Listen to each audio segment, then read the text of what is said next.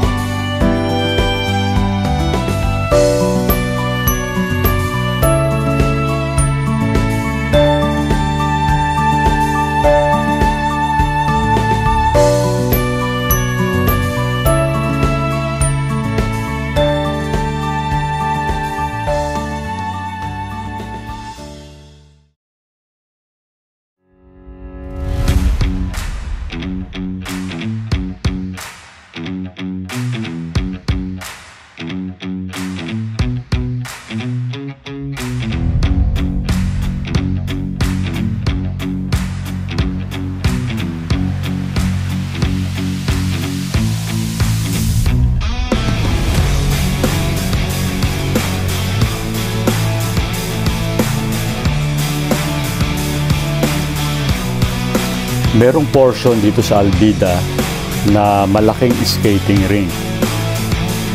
Malapit siya dito sa Woodford along Alrayan Street.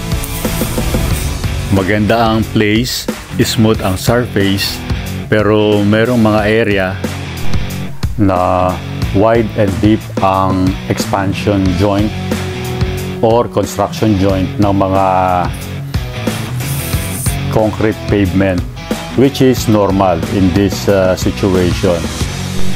Kaya kailangan alert at ready ka all the time habang nag-i-strolling ka dito sa loob ng park.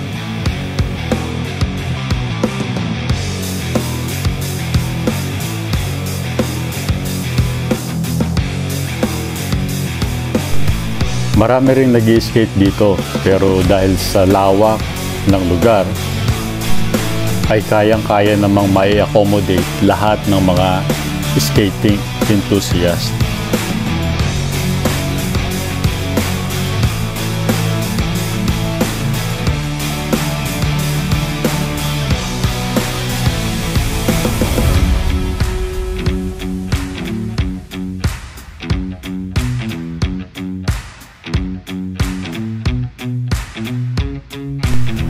masarap mag-strolling at mag-practice dito dahil tahimik ang lugar, sariwa at malamig ang simoy ng hangin dahil sa dami ng mga punong nakatanim sa paligid.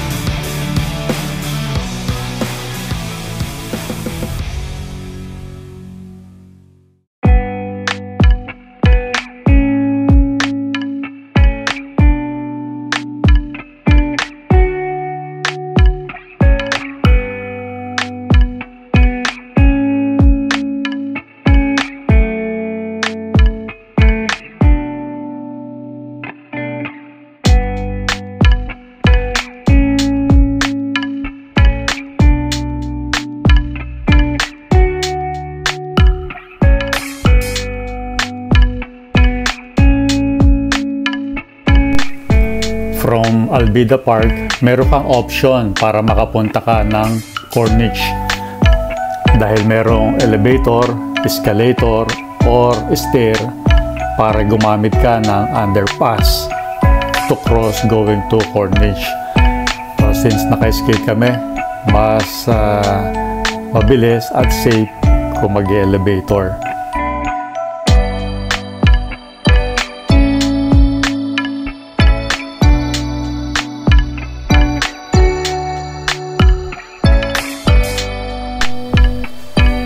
From the underpass, pag pumunta ka na sa side ng Corniche, ito bubungad sa iyo magandang ilaw ng cityscape.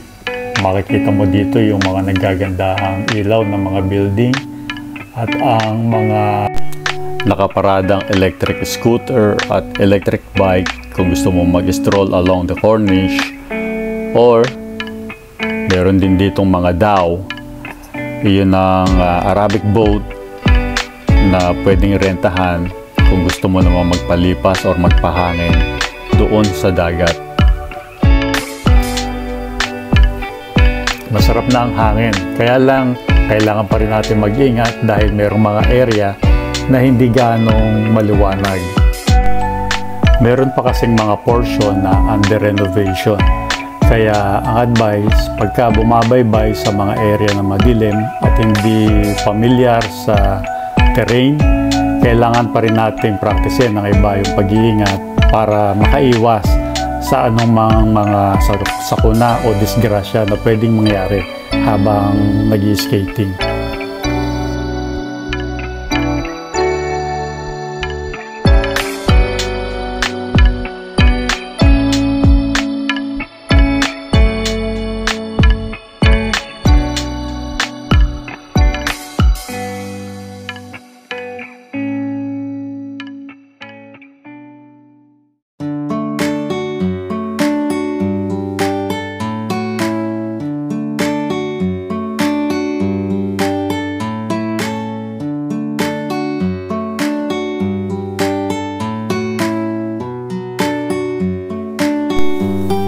Dito naman sa may Oryx statue, meron ding location dito ng isang underpass. At ito na nga ang itsura ng underpass from Corniche going to Albida side naman.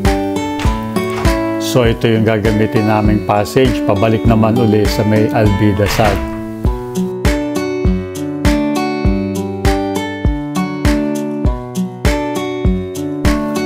Habang binabaybay namin ang kahabaan nitong underpass, ang nasa ibabaw namin ay yung highway ng Corniche. So papunta kami ngayon, patawid kami sa Albida side. At mula dito sa underpass, para makapunta ka ng ground level, the same thing with the other underpass, meron siyang tatlong option or access para makapanig ka. Elevator, stair, and this time gagamitin namin ang escalator.